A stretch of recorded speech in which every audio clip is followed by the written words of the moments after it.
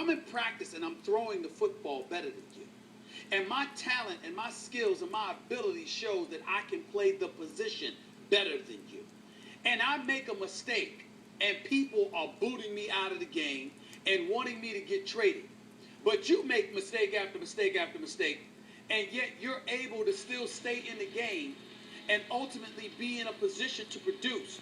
And all the while we were waiting for that moment to come, everybody's chanting your name with affirmation, with affection, with love and adulation.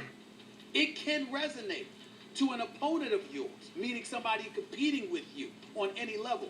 It can resonate in such a fashion that it would provoke feelings of hostility, simply born out of jealousy, envy, or whatever the case may be. It's natural. And so ultimately, one of the things that really, really resonates, in my opinion, and this is just my opinion, from the people that I know, particularly those who are Christian, because I am one myself, is that when God is someone that you wear on your sleeve, people don't realize how offensive that can be to those you're competing against, because you can't be touched. If they come at you, people are literally looking at them and saying, what kind of a person are you that you would say this about him, or that you would act that way towards him? And those are the kind of things that build resentment, that build animosity. When people feel like we are playing on an unfair playing field. That's not Tebow's fault. He didn't do that to anybody. Tebow Mania did it, but he's the subject, obviously, of Tebow Mania. He's the point person on that.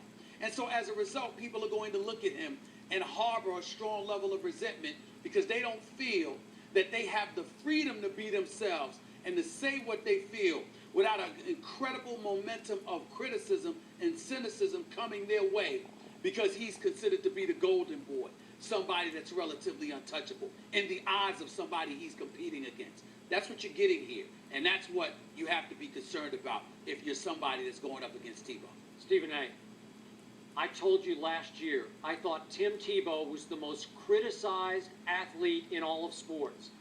Not a day passed last year, once he took over at 1-4 for Orton, that we didn't have torrents of criticism from all the analysts here, except for me, and from so many of his opponents. It was every week somebody paid their disrespect to Tim Tebow.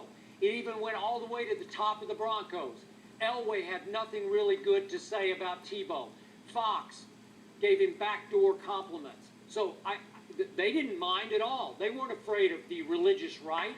Well, but I'm not saying that he didn't get his share of criticism. What I'm saying to you is that in the eyes of somebody he's competing against, it is nothing compared to what they would go through if they were under similar circumstances.